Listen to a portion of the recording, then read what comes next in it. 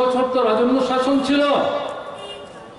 134 জন রাজা ছিলেন, তারা তো উপজাতি পরিবারেরই রাজা। এখন এই দলের যিনি নব্য নেতা, তিনি হুঙ্কার দিয়ে বলেন আমি অমুক রাজার নাতি, আমার ক্ষমতা জানে না। চোখ কুড়িয়ে পাকিয়ে লাল করে আঙুল তুলে নেড়ে নেড়ে হুমকি দিচ্ছেন। কাকে হুমকি দিচ্ছেন? কার সাথে হুমকি দিচ্ছেন? আপনাদের রাজত্বে, এই 134 জন রাজার রাজত্বে, 1300 বছরের রাজত্বে ছোট হতে হতে ত্রিপুরা যেখানে সে দাঁড়ালো, তার জন্য কি করেছেন আপনারা? বুক ঠুকে বলতে পারেন? রাস্তাঘাট, জল, কল, স্কুল, হাসপাতাল, বিদ্যুৎ, সেচ, শিক্ষা, স্বাস্থ্য কিছু করেন আপনারা? জুবিয়ে যারা মাথার ঘাম পায়, রক্ত জল সম্পদ তৈরি করেছে, সেই সম্পদ দুহাত ভরে লুণ্ঠন করেছে, তাদের ন্যায্য থেকে তাদের বঞ্চিত করেছে, তাদের দিকে ফিরে দেখাননি। এখন কি স্লোগান? স্বাধীন ত্রিপুরার স্লোগান গেছে, রাজ্যকে ভাগ করে ত্রিপুরীদের জন্য রাজ্য স্লোগান এখন আর সামনে আনছে না। মুখটা দেওয়ার শুরু না, ওই যে উদুম গায়ে নেশার ট্যাবলেট খেয়ে জাতীয় সড়কে যারা উদ্বাহ নৃত্য করেছেন, সেই ছেলেরাই প্রশ্ন করতে শুরু করেছে। এখন নতুন স্লোগান কি? বৃহত্তর ট্রাইবাল স্টেট। এতে কি? আগুন লাগাবার চেষ্টা। বাংলাদেশের ভেতরে চাকলা রুশনাবাদ, আসামের অংশ, মেঘালয়ের অংশ, এই সবগুলো নিয়ে নাকি নতুন করে গ্রেটার ট্রাইবাল ল্যান্ড। নির্বুদ্ধিতা, অর্বাচীনতার একটা সীমা থাকা উচিত। যারা এগুলো করছেন, যিনি করছেন, যারা দুয়ারি দিচ্ছেন, তারা নিজেরা খুব ভালো করে জানেন যে এডিসি নির্বাচনের আগে এই স্লোগান দিলে পরে যারা মোহমুক্ত হচ্ছিলেন তাদেরকে আবার হয়তো খানিকটা টেনে রাখা যাবে। বারবার একই কৌশল কিন্তু কার্যকরী হয় না। নদীর জল এটা স্রোতস্বিনী, একবার যদি মুঠিতে জল তুলেন ফেলে দেন, সেই জল আবার ধরবার চেষ্টা করলে কিন্তু রাখবেন এটা গতিশীল। এটা মানুষের চিন্তা, চেতনা, অভিজ্ঞতা, প্রাজ্ঞতা এটা ধীরে ধীরে বাড়ছে। কাজে আপনারা বললেই যা বলবেন, অমুক পরিবার, তমুক পরিবারের সন্তান, অমুকের নাতি, অমুকের পুত্র, এগুলি বললেই সব সমস্যার সমাধান যদি মনে করেন, ভুল করছে। ত্রিপুরার উপজাতি জনগণ, নব্য তরুণ তরুণী যারা, তাদের অভিজ্ঞতার সীমাবদ্ধ, তারা বিভ্রান্ত।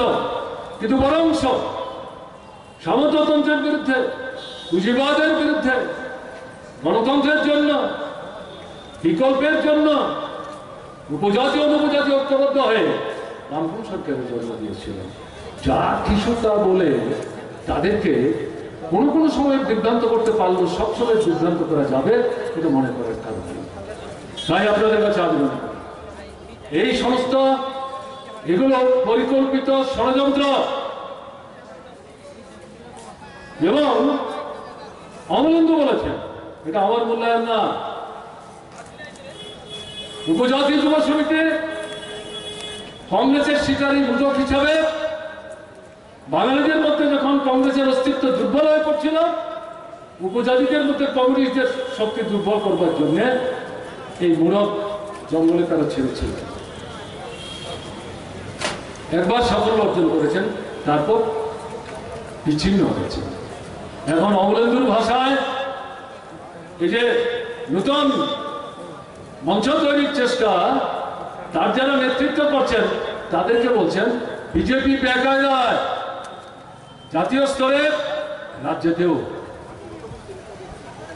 মুখ দেখাতে পারছে না।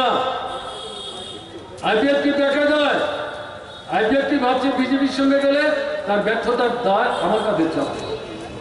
আবার বিজেপি ভাবছে আইপিএফ থেকে সঙ্গে নিয়ে গেলে পর তাদের যে সংকীর্ণ স্লোগান কৌশলগতভাবে গত নির্বাচনে এই সম্পর্কে আমরা নিশ্চুপ থেকেছিলাম, কিন্তু মন্ত্রিসভা তৈরি করেছি, মানুষ প্রশ্ন করতে শুরু করেছে, এ নিয়ে কোনো জবাব আমাদের নাই।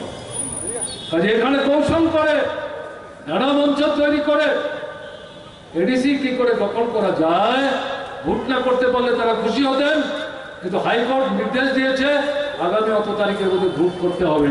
এই জায়গাতে এই কৌশলী যে প্রচেষ্টা তাকে রূপায়িত করবার জন্যে এই তথাকথিত নূতন উপজাতি ঐক্যের যে মঞ্চ, তারা বিজেপির শিকারীমূলকের মতো ভূমিকা নিচ্ছেন বলে অমলেন্দু বলছেন। আমি এখন এই সিদ্ধান্তে আসিনি, কিন্তু অমলেন্দুর বক্তব্যকে তো আমি উপেক্ষাও করছি না, কারণ তারা সবচেয়ে বেশি গ্রামে গঞ্জে করছেন, প্রাইভেট ছেলে মেয়েদের মধ্যে করছেন। কাজে এরকম একটা জায়গায় দাঁড়িয়ে আমি আমার কথা শেষ করার আগে আপনাদের কাছে যেটা বলবো, গণতন্ত্র পুনরুদ্ধারের যে সংগ্রাম, সভা সমাবেশ মিছিল আইনি কোন অধিকার ভোগ করতে দিচ্ছে। আজকের ব্যাপার শুনেছেন আপনারা নগরানের মধ্যে এই যে হলটা দেখছেন, উত্তর পূর্বাঞ্চল না ভারতবর্ষের মধ্যে অন্যতম এত বড় সেরা হল। গত 3 বছর সম্ভবত 10 বার চেয়েছি এই হলটাতে আমরা একটা কনভেনশন করব, দেয়নি আমি। আসামাল ময়দান দিচ্ছে না, শিশু উদ্যান দিচ্ছে না। কেউ বলতে পারবেন বামফ্রন্ট সরকারের সময় দিল্লিতে হল চেয়েছেন, মাঠ চেয়েছেন, মিছিলের পারমিশন চেয়েছেন, আন্দোলন করবার চেষ্টা করেছেন, মুখ্যমন্ত্রীর বাড়িকে চারিদিক থেকে ঘেরাও করে রেখেছেন, সকাল থেকে মধ্যরাত্রি পর্যন্ত মাইক বাজিয়ে কান ফাটিয়ে দেওয়ার চেষ্টা করেছেন। কোনো পুলিশের হস্তক্ষেপ কিন্তু আমরা করিনি। রাস্তা মুখো হয়েছে, লাঠি গুলি নিয়ে বামফ্রন্ট সরকার নামেন। এখন কি হচ্ছে? এটা শক্তি না, দুর্বলতা।